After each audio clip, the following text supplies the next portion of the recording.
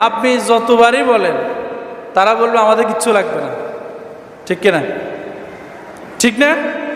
বাড়ি থেকে আপনি ঢাকা থেকে বাড়িতে আসবেন, আপনার আব্বুকে অথবা আম্মুকে যদি আপনি ফোন দেন বাড়িতে আসার সময় কি আনতাম, আপনার মা বলবে কিচ্ছু লাগবে না, তুই আয়, ঠিক কিনা? বাবাকে ঈদের সময় বলবেন জামা কাপড় কি কিনে দিতাম, বলবে আমার সব আছে, আমার সব আছে।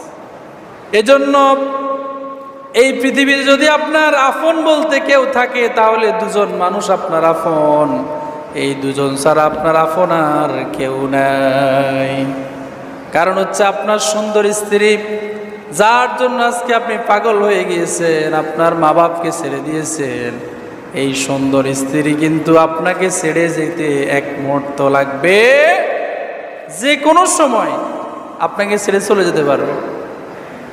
কিন্তু আপনার মা এবং বাবা আপনাকে ছেড়ে কখনো চলে যাবে না। এই মা বাপ তো সেই মা বাপ, যে মা বাপগুলো আপনি ছোট্ট অবস্থায় যখন আপনি অসুস্থ হয়েছেন, মা দুঃখিনী সারা রাত আপনার পাশে বসে বসে কান্না করেছে, কোরআন তেলাওয়াত করেছে, আল্লাহর কাছে দোয়া করেছে।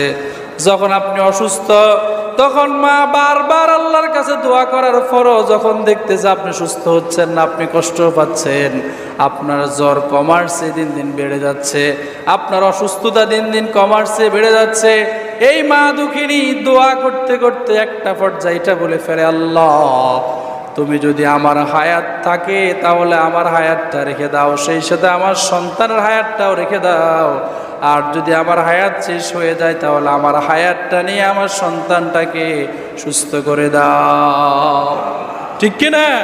এরা তো সেই মা বাপ, এদের সাথে আপনি কেমনে খারাপ আচরণ করেন?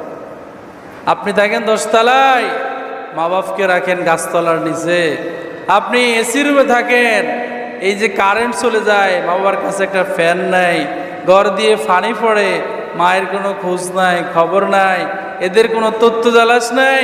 আপনি যত বড় এসি রুমে থাকুক, আপনার সেই এসি রুমটা জাহান্নাম বানিয়ে দেবেন কি?